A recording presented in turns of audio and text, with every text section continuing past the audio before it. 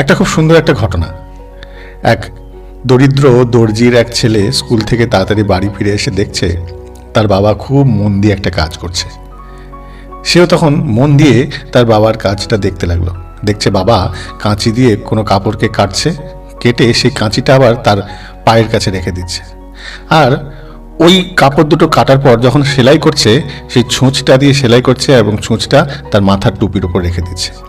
এইরকম বারবার করছে, কাঁচি দিয়ে কাটছে আর সুতো দিয়ে ওই সুতো দিয়ে যখন সেলাই করছে তখন ওই সূঁচটা মাথার উপর রাখছে। তো বাবার এই কীর্তি দেখে ছেলেটা তখন বলছে, বাবা তুমি এরকম কেন করছো? কাঁচিটাকে পায়ের কাছে রাখছো আর ছুঁচটাকে মাথার কাছে রাখছো। তখন বাবা খুব মিষ্টি হেসে বলল, দেখ, যারা সম্পর্ক কাটতে আসে, সম্পর্ক ভাঙতে আসে, তাদেরকে পায়ের কাছে রাখতে হয়, আর যারা সম্পর্ক জোড়া দিতে আসে তাদেরকে মাথায় করে রাখতে হয়। এটাই আমাদের জীবন।